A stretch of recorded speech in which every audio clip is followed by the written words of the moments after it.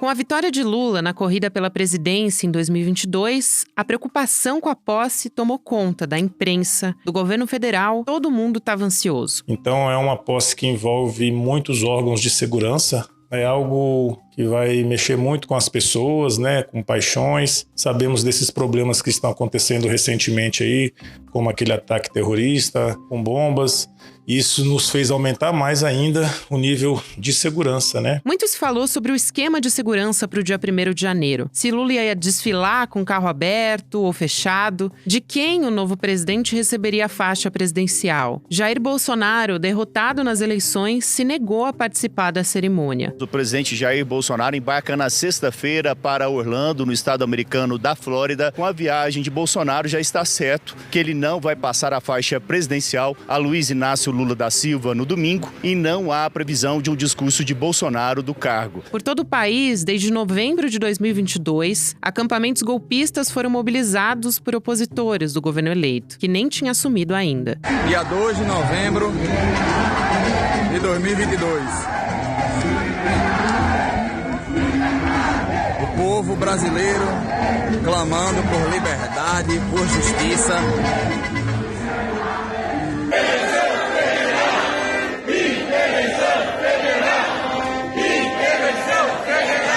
Em frente a quartéis e comandos militares, dezenas de pessoas estavam reunidas, pedindo por intervenção militar para salvar o país de Lula. Acusavam as eleições de terem sido fraudadas, o Supremo Tribunal Federal de favorecer Lula e os companheiros dele. Ainda assim, depois de uma suposta calmaria da cerimônia de posse, no dia 1º de janeiro, a gente não esperava que a situação escalaria a esse nível. Por volta das 3 horas da tarde de um domingo, dia 8 de janeiro, um grupo de apoiadores do ex-presidente Jair Bolsonaro invadiu e depredou a sede dos 3 poderes em Brasília.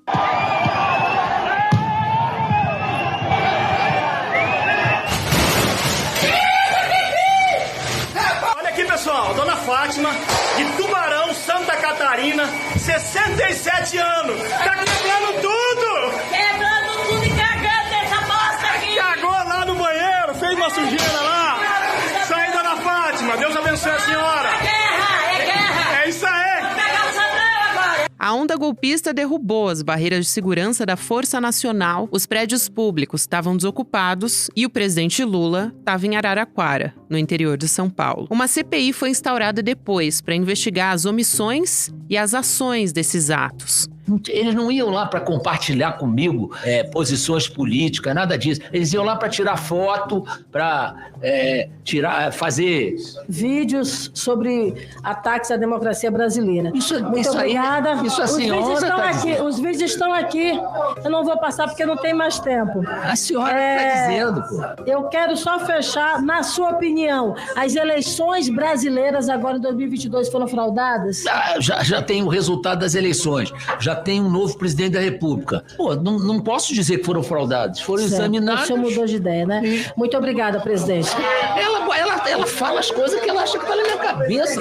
Porra, é pra ficar puto, né? Mas o que de fato foi feito para evitar novas tentativas golpistas? Como o governo federal espera lidar com a oposição extremista?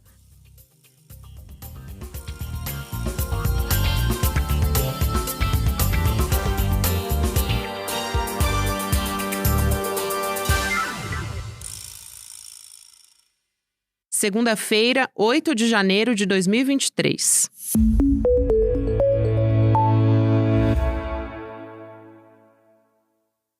Olá, seja muito bem-vindo, seja muito bem-vinda. Eu sou a Gabriela Varela, esse é o Videocast em Detalhes. Estamos de volta em janeiro e você deve ter percebido, se você assiste esse programa em vídeo, que o cenário tá um pouco diferente, sim. Porque a gente tá estreando um cenário novo, em Detalhes tá de cara nova. Se você é ouvinte do programa em podcast, eu recomendo que você venha assistir em vídeo também para ver o que a gente preparou aqui de cenário novo do Em Detalhes. Hoje eu tô na companhia companhia do escritor, professor João César de Castro Rocha, autor do livro Bolsonarismo da Guerra Cultural ao Terrorismo Doméstico. Inclusive, foi o livro mais vendido, né, da editora dele. Eu recebi essa informação aqui também com a Elon Macrini, a produtora, editora autêntica, no ano de 2023. Professor, obrigada por aceitar nosso convite e parabéns, né, também pelo seu livro.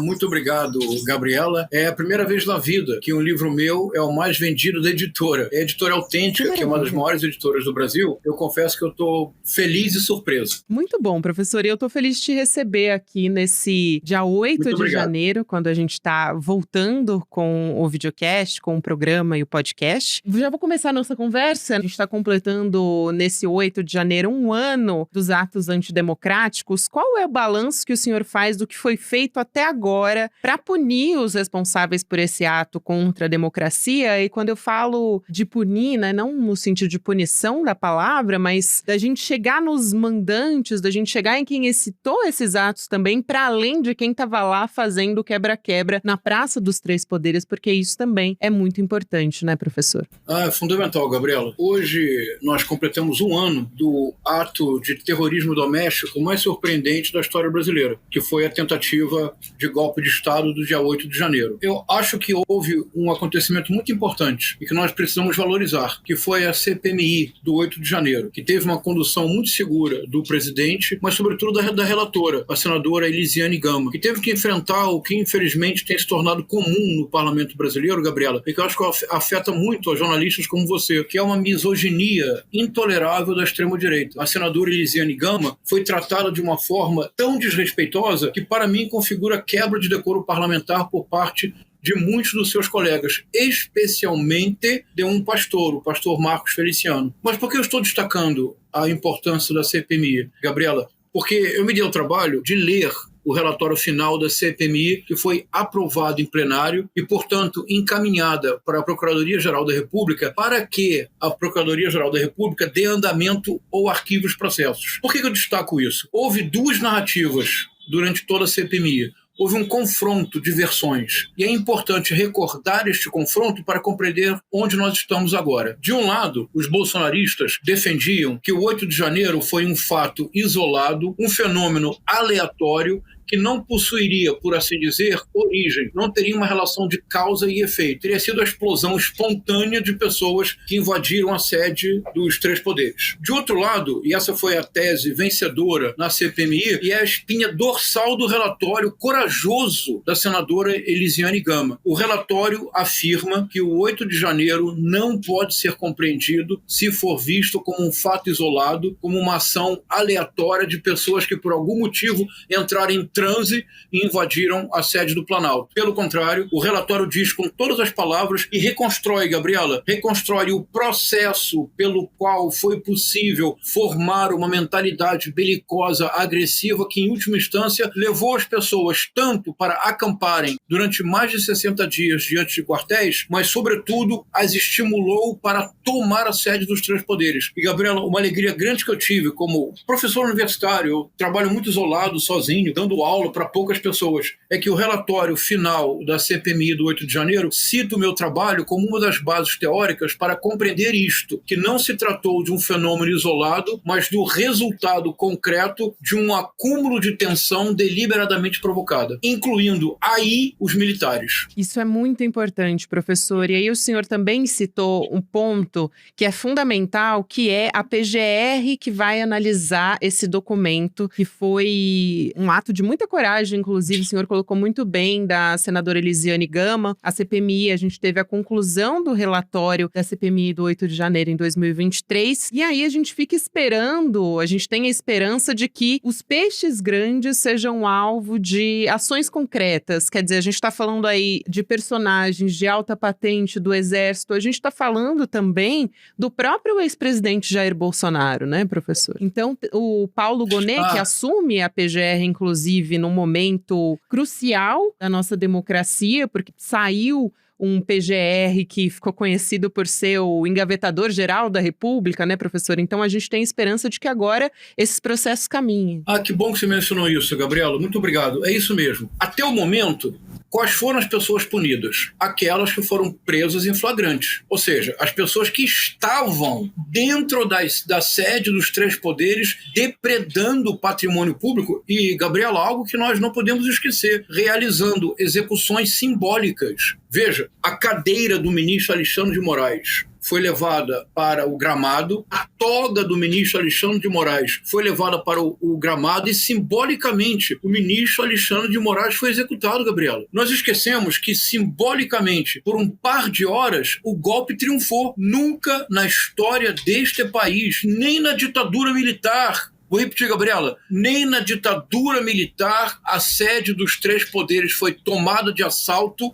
e destruída como foi no dia 8 de janeiro. Simbolicamente, o golpe triunfou por algumas horas. Os que foram presos até agora e estão sendo julgados foram aqueles presos em flagrante. É correto. E eu acho muito correto que o Supremo Tribunal Federal, que o Ministério da Justiça e que a Polícia Federal não tenham nenhum assodamento. É muito importante que a investigação que levará a prisão de Jair Messias Bolsonaro, de general Augusto Heleno, de general Braga Neto, entre outros, é muito importante que não haja nenhum resquício de lavajatismo, isto é, de investigações apressadas, cuja única finalidade é punir sem necessariamente investigar com cuidado. Agora, veja, Gabriela, veja a coragem da senadora Elisiane Gama. E eu fico muito feliz que você faça essa pergunta, porque eu quero prestar aqui uma homenagem. Se você lembrar, no final da CPMI, depois da convocação do general Augusto Heleno, nenhum general de alta patente foi convocado. Ao que parecia a todos nós que havia um acordo para não incriminar a cúpula do Exército. Foi o que nós todos pensamos. A senadora Elisiane Gama não disse nada. Conseguiu preparar o relatório final em absoluto sigilo. Gabriela, eu li o relatório. São aproximadamente 900 páginas. Você sabe que eu já tenho meu lugar no céu garantido, não é? Porque me dou o trabalho de ler todos esses documentos. No final do relatório, na parte do indiciamento, é surpreendente. Veja, o indiciamento começa pelo ex-presidente Jair Messias Bolsonaro. Ele é indiciado por crime de organização de quadrilha, de atentado violento contra o Estado Democrático, tentativa de golpe. Está escrito. Mais importante ainda, o primeiro indiciado é o Bolsonaro. Cabe agora ao Procurador-Geral da República dar andamento, analisando as provas. São 900 páginas de relatório com um conjunto abundante de evidências. Gabriela, sabe quem é o segundo a ser indiciado? Braga Neto. E aí, a redação do relatório tem um detalhe que só mesmo um professor de literatura para se dar conta. É extraordinário. É o seguinte: quando se trata do Braga Neto, em nenhum momento o substantivo general aparece. Só aparece o nome dele como Braga Neto. O nome seguinte a ser indiciado é o Augusto Heleno. Na primeira menção ao Augusto Heleno no relatório se diz general Augusto Heleno. Depois é apenas Heleno. Eles são indiciados por atentado violento contra o Estado Democrático de Direito, organização de quadrilha e atentado contra o Estado Democrático de Direito. Ou seja, no relatório há uma sutileza extraordinária. Militar golpista não merece a patente. Ele deixa de ser general Braga Neto, general Augusto Heleno, almirante Garnier, que também está indiciado. Eles são tratados como cidadãos que cometeram um crime, um violento atentado contra o Estado Democrático de Direito. Portanto, Gabriela, se o Procurador-Geral da República estiver à altura do cargo, as investigações serão abertas, é tarefa dele, as investigações serão abertas, e eu lhe digo, as evidências acumuladas são muito impressionantes, porque nessas 900 páginas, o que o relatório final teve o cuidado de fazer, mais um mérito para a senadora Elisiane Gama, foi acompanhar cronologicamente como que as falas do Bolsonaro criaram um clima de dissonância cognitiva coletiva, ou seja, de realidade paralela, que fez com que as pessoas realmente acreditassem que as Forças Armadas apoiariam o golpe, que o Bolsonaro permaneceria no poder, e essa é a razão de algo chocante, Gabriela, realmente chocante, que lembra o que aconteceu no Capitólio no 6 de janeiro de 2021 nos Estados Unidos.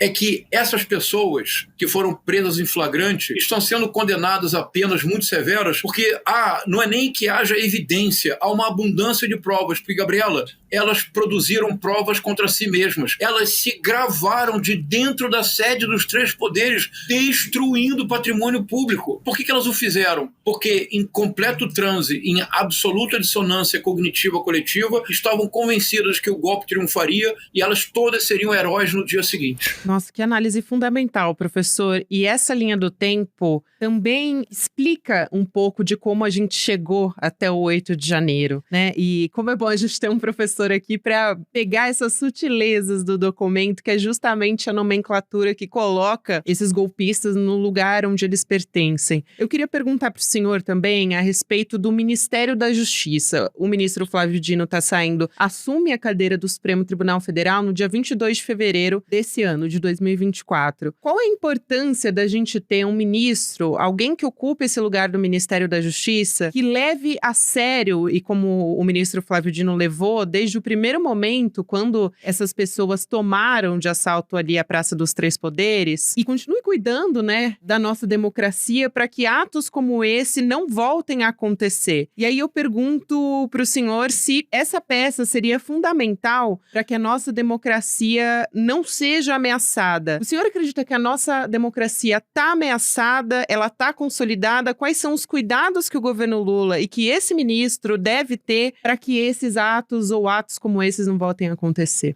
Gabriela, essa pergunta é fundamental. Muito obrigado. Porque a democracia no Brasil está muito ameaçada. Está sofrendo um ataque permanente. Veja, a maior derrota da extrema-direita transnacional, porque não nos enganemos, Gabriela, o avanço da extrema-direita nas décadas iniciais do século XXI não é um fato isolado, não é um fenômeno local, é um fenômeno transnacional que tem muitas ligações e ramificações. Só para mostrá-lo muito claramente, logo depois da eleição, quando houve a tentativa de manutenção do Bolsonaro no poder por meio de um golpe de Estado e aproximadamente 40 mil pessoas foram pedir democraticamente intervenção militar, houve um argentino que recebeu material de brasileiros, Fernando Cerimeno, conhecido na Argentina como o Steve Bannon porteño, e o Fernando Cerimeno gravou um vídeo patético, fazendo análises absolutamente esdrúxulas para provar que o código-fonte das urnas havia 2 códigos-fontes diferentes. Eu analisei o vídeo dele com cuidado e mostrei que era uma fraude, assim, muito claramente, sem nenhuma dificuldade. Qual é o principal contato do Fernando Cerimeno no Brasil? Eduardo Bolsonaro. Quem é que levou, evidentemente, essas fitas, essas análises para o Fernando Cerimeno? O campo bolsonarista. Durante a eleição do Javier Milei, quem foi para a Argentina para celebrar a vitória do Javier Milei? Os bolsonaristas.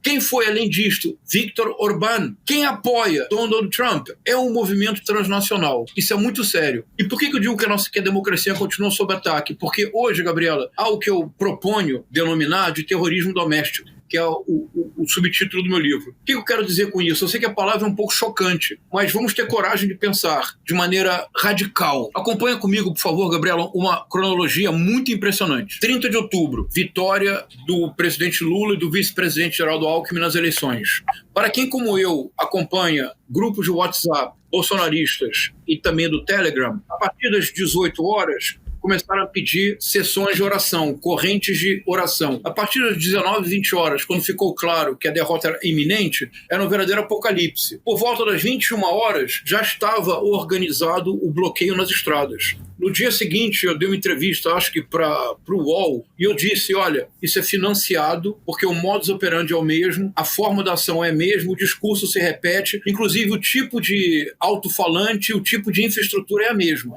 Comprovou-se posteriormente que era tudo financiado. Como eu sabia? Porque eu acompanho o WhatsApp bolsonarista. Qual era a ideia deles? Veja que loucura, Gabriela. A ideia era, na cabeça deles, a partir de uma interpretação terraplanista de um jurista que manchou sua biografia para todo sempre, o Ives Gandra Martins, que fez uma interpretação do artigo 142 da Constituição, o malfadado artigo 142, afirmando que as Forças Armadas, sim, têm um papel moderador, como era o imperador no Império, e que por isso poderiam agir em caso de impasse entre os poderes. Se houvesse um impasse entre executivo e judiciário, legislativo e executivo, as Forças Armadas poderiam intervir para restabelecer a ordem.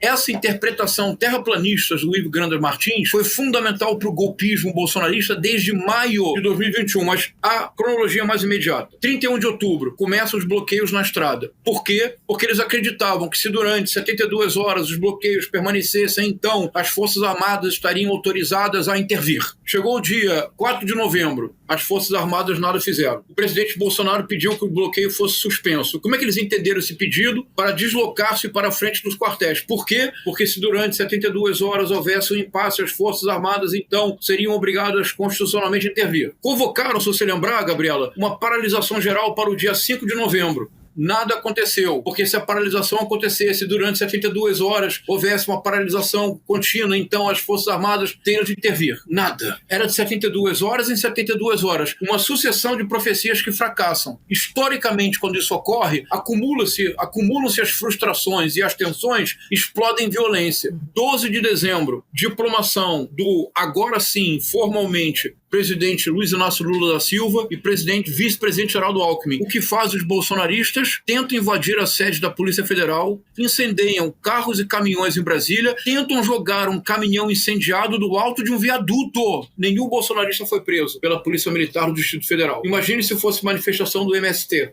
24 de dezembro. Gabriela, poderia ter acontecido no Brasil o maior atentado terrorista, um dos maiores atentados terroristas, não do Brasil, do mundo. Porque bolsonaristas, um deles chamado George Washington, bolsonaristas colocaram uma bomba num caminhão de combustível que iria para o aeroporto. A tragédia só não aconteceu porque, felizmente, o motorista era prudente e nunca, antes de ir para o aeroporto, deixava de checar o seu caminhão. E ele descobriu um objeto estranho, chamou a polícia. Era uma bomba. 24 de dezembro, 8 de janeiro, a tentativa de golpe. Porque os bolsonaristas dizem, como golpe se não tinham armas? O golpe seria dado da seguinte forma: a decretação de uma GLO, o que implica a transferência do poder político da esfera política para a esfera militar, e o Lula não mais recuperaria a autonomia para dirigir o país. Era essa a estratégia do golpe, o que era muito claro para quem acompanhava o subterrâneo das redes bolsonaristas. Mas você me acompanhou, Gabriela? Não é muito impressionante? É impressionante. Do 30 de outubro, 8 de janeiro, são 2 meses. Em 60 dias, o terrorismo doméstico escalou no país de protestos, de bloqueio, de assédio aos militares para intervenção militar, de destruição da sede da Polícia Federal, de tentativa de explosão de bomba no aeroporto, num caminhão de combustível. Nós não podemos esquecer isto. E faz apenas um ano, fazem 365 dias, que uma horda invadiu e destruiu a sede dos três poderes. É muito grave. E a ameaça permanece. A ameaça permanece no que eu chamo de terrorismo legislativo. E é preciso dizê-lo com coragem. A atuação de deputados como Nicolas Ferreira, Abílio Brunini, Gustavo Gayer, Carla Zambelli, Júlia Zanata, a função deles no parlamento é desmoralizar a atividade parlamentar. Porque num futuro golpe, se o parlamento estiver desmoralizado, se o judiciário estiver enfraquecido, nós não teremos condições de resistir. Por isso, tão importante que o Flávio Dino vá para o Supremo Tribunal Federal, porque agora o Alexandre de Moraes não estará sozinho na defesa da democracia. Que fica uma lição fundamental, Gabriela. A democracia não pode ter pudor de lançar mão dos instrumentos garantidos pelo Estado democrático de direito para se defender. A cassação dos deputados que tentam de todas as formas manchar o parlamento e impedir o trabalho mais elementar possível das comissões. Por exemplo, o deputado federal Abílio Brunini comparece a diversas comissões com a única finalidade de não permitir que o trabalho seja feito. Vou repetir, a democracia não pode ter pudor de lançar mão dos recursos democráticos garantidos pela Constituição para se defender. Deputados cuja finalidade é desmoralizar o parlamento para enfraquecer a democracia e facilitar um projeto autoritário de poder, não podem permanecer no parlamento impunemente. Porque senão fica parecendo que o Conselho de Ética é meramente decorativo, né, professor? E tudo que você descreve mostra como tudo isso tem um método. Desde o início houve um método. Eu pergunto para o senhor, professor, desde a campanha presidencial, o presidente Lula, ele fez um discurso pela pacificação do Brasil. Ele vem tentando resgatar símbolos nacionais. A gente teve isso no 7 de setembro muito fortemente. E o governo federal também preparou um evento, inclusive, para celebrar a democracia nesse 8 de janeiro de 2024. Essa pacificação que o presidente Lula traz no seu discurso, ela está perto de acontecer? E também pergunto, quero juntar duas questões aqui para o senhor. Quem ganha com a radicalização na política? Primeiro passo, vamos desmistificar a ideia de que a polarização é negativa. Não é. Sem polarização, não haveria vida. Ora, O dia amanhece, depois vem a noite. Ao sol se sucede a lua. Nós trabalhamos e repousamos. Nós comemos e digerimos. A polarização, isto é, o sentido dialético de polos contrários, faz parte do elan vital. O problema não é a polarização. E sem polarização, Gabriela, não há política. Ora, se um partido não acredita que a sua proposta para o país é superior à proposta de um outro partido, se não acreditar nisso, não tem campanha política possível. O problema não é a polarização, o problema é a radicalização, porque o que o bolsonarismo deseja não é polarizar. A extrema-direita não quer polarizar. A extrema-direita quer fuzilar a petralhada. A extrema-direita quer acabar com outro polo. A extrema-direita quer reduzir o mundo a um espelho, a uma imagem fiel de si mesmo, numa recusa completa de toda e qualquer forma de alteridade. Então a radicalização só interessa à extrema-direita. Para a esquerda, para a direita tradicional, para o centro, para o campo progressista, a polarização é fundamental, porque é no choque das ideias que se produz conhecimento. A radicalização interessa à extrema-direita. Essa é uma armadilha muito importante na qual nós não podemos cair em nenhuma circunstância. Esse é o primeiro ponto. Um segundo ponto, que é igualmente fundamental, é que é muito importante compreender que houve agora, recentemente, uma pesquisa do Quest, do Datafolha, e a pesquisa revelou um dado bastante surpreendente. A eleição ocorreu no dia 30 de outubro de 2022, o segundo turno. A pesquisa é agora de dezembro de 2023. Um ano e um mês depois da eleição, a fotografia da pesquisa é como se fosse uma cópia fiel de 30 de outubro de 2022. Isto é, segundo as pesquisas, 90% do eleitorado não se arrependem do voto que deram. Os que votaram no Lula voltariam a votar no Lula, os que votaram no Bolsonaro voltariam a votar no Bolsonaro. Veja, aqueles que votaram no Lula voltarem a repetir o voto não me surpreende. O Brasil, vejamos dados assim objetivos, serenos. No último relatório do Fundo Monetário Internacional, o Brasil retornou à posição entre as 10 maiores economias do mundo. Na verdade, a nona. O Brasil acabou de superar o Canadá no seu PIB. O crescimento projetado para o ano de 2023 é uma surpresa para os mais otimistas. No final de 2022, no início de 2023, o FMI projetava um crescimento na ordem de 1%. Poderia ser 0,5%, 0,8%. O Brasil cresceu em 2023 3,1% do PIB. Gabriela, há 10 anos o PIB não crescia. A média do PIB era 0. Se por acaso o Lula mantiver 3% ao ano, ao longo de 4 anos, o Brasil teria crescido 12% do seu PIB. É quase um milagre se pensar nas 2 últimas décadas de um PIB que não crescia, que estava estagnado. Programas populares fundamentais, a farmácia popular, Minha Casa Minha Vida, Bolsa Família, que teve o seu valor dobrado. E para mães solteiras, isso é muito importante de recordar. Para as chamadas mães solo, que criam seus filhos sozinhas, elas tinham direito a 2 bolsas famílias, a receber 2 vezes o Bolsa Família. Isso quer dizer, Gabriela, receber um pouco mais de R$ 1.200 por mês. Isso para uma mãe que tenha 2 filhos muda a vida da família. O UOL, há alguns meses já, publicou uma matéria que me comoveu muito. Tratava de uma dona de casa chamada Dona Márcia, dizia a matéria, Dona Márcia.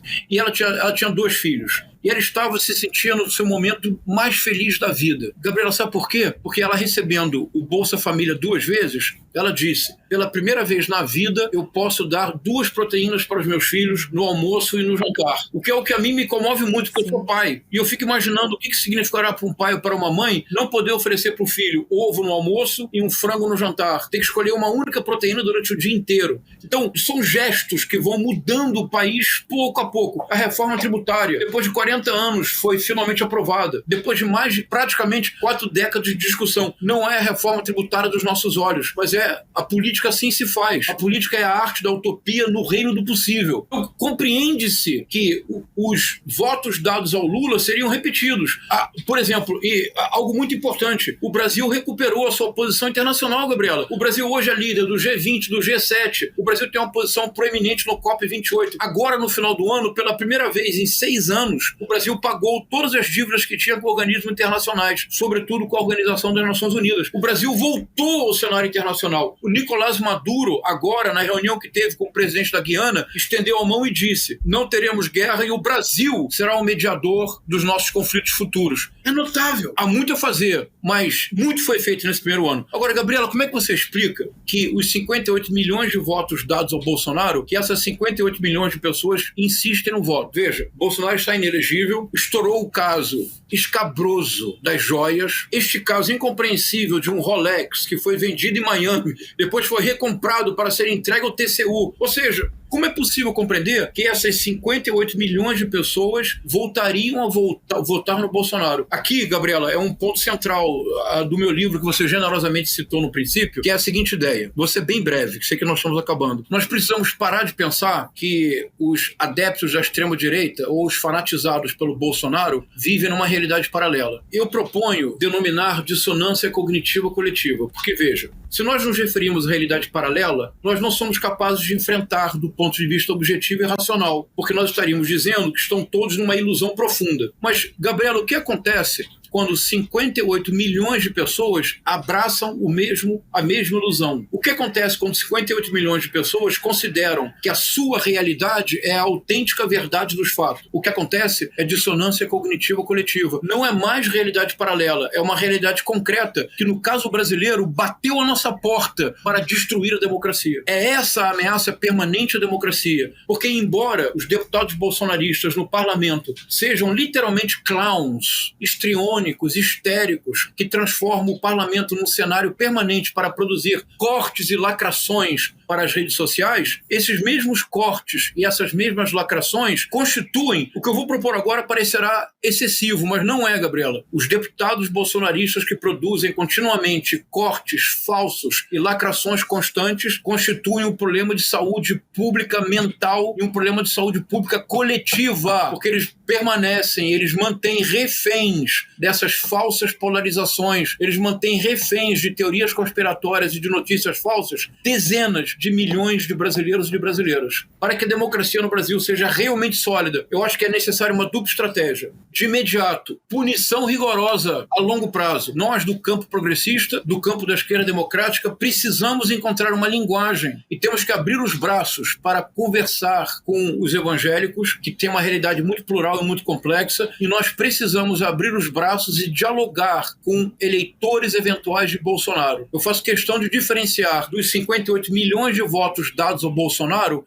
entre bolsonaristas, e olha, eu sou uma pessoa que eu dialogo com todo mundo, mas com bolsonarista tucur, ou seja, alguém que considera um torturador como Carlos Alberto Brilhante Ustra um herói, não há diálogo possível, Gabriela. Eu levanto da mesa e vou embora. Se alguém me diz Ustra é um herói, eu levanto da mesa e vou embora. Não há diálogo. Mas eu proponho que a maioria esmagadora dos 58 milhões de votos não é deste tipo. São de eventuais eleitores de Bolsonaro. Pessoas frustradas com o sistema, pessoas preocupadas com a segurança pública, pessoas que entraram nessa rede de pânico mental criado o tempo todo pelo bolsonarismo, com os eventuais eleitores de Bolsonaro. Eu estou disposto a dialogar, Gabriela. Podem marcar um encontro, eu levo uma boa garrafa de vinho e vamos conversar. Professor, que análise brilhante, que conversa importante. Eu também acredito muito no diálogo e eu acredito que a única resposta que a gente pode ter é de forma coletiva. Não tem como a gente chegar a um caminho que a gente continue fomentando a nossa democracia e conversando com essas pessoas. É importante que a gente converse sobre política, né? O caminho da política é único também, eu acredito. Então tem que ser por meio do diálogo. Quero agradecer muito, professor, por ser o primeiro convidado do ano de 2024, João César de Castro Rocha, professor de literatura comparada, autor do livro Bolsonarismo, da guerra cultural ao terrorismo doméstico. Um abraço enorme, professor. Sempre um prazer te ouvir. Aprendo muito. Muito obrigado, Gabriela. Foi uma honra inaugurar este ano e vamos defender a democracia através do diálogo. Muito obrigado. É isso. Um abraço grande, professor. Até uma próxima. O Videocast em Detalhes fica por aqui.